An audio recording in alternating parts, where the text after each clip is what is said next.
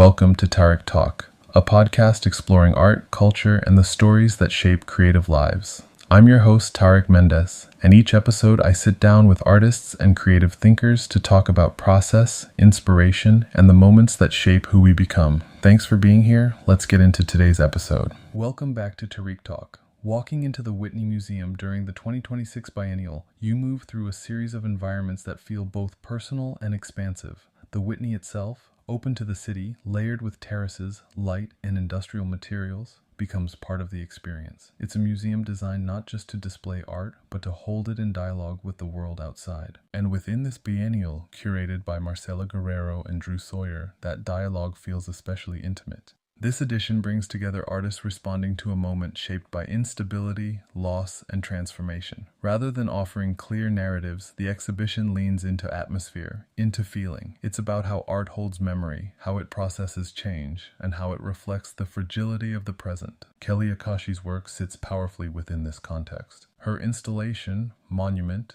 Altadena, is immediately striking. At first glance, you see a structure that feels architectural, a chimney standing upright, reconstructed with precision. But as you move closer, the material shifts your perception. It's made of luminous glass brick, catching and refracting light, turning something solid into something almost ethereal. This work begins with loss. After the Eaton fire in California, Akashi's home and studio were destroyed. The chimney was the only structure left standing. What she presents here is not just a reconstruction, but a transformation of that memory. Working with a mason, she rebuilds the chimney piece by piece, but in glass, a material that holds both fragility and permanence. It becomes a monument, but not in the traditional sense. It's not about grandeur or permanence in stone, it's about vulnerability. The transparency of the glass allows light to pass through, suggesting absence as much as presence. You're looking at something that once held a home, a life, a history, and now exists as a luminous trace. There's something deeply emotional in that translation. The work doesn't dramatize the loss. It holds it quietly. It invites you to stand with it, to feel the weight of what's no longer there, while also recognizing what remains. Nearby, Inheritance Distressed offers a different but connected gesture. Here, Akashi takes something incredibly delicate, a doily once belonging to her grandmother, and reimagines it in Core 10 steel. The original object, saved from a family garage sale, was later lost in the same fire. What remains is its memory, its imprint.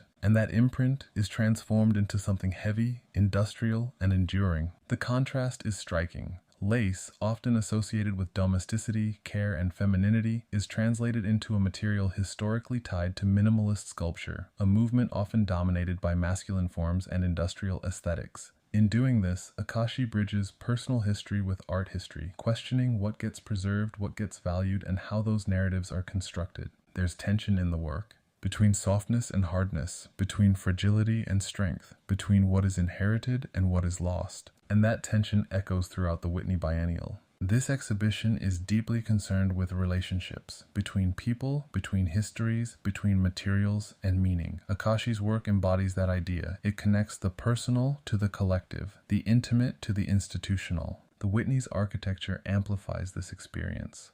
On the terrace, where light, air, and the city surround you, Monument Altadena feels almost exposed, part of the environment rather than separate from it.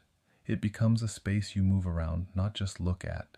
And that movement matters, because Akashi's work isn't static. It shifts depending on where you stand, how the light hits it, how you carry your own experiences into it. In the context of the Whitney Biennial 2026, her work becomes more than a reflection on personal loss. It becomes part of a larger conversation about memory, resilience, and the ways we rebuild, physically, emotionally, and historically. You leave her work with a quiet awareness that even in loss, something remains. And sometimes, what remains is transformed into something entirely new. Thank you for spending this time with me on Tarik Talk. If this conversation resonated with you, don't forget to subscribe and share the episode. You can follow along on social media for behind-the-scenes moments, guest highlights, and what's coming next.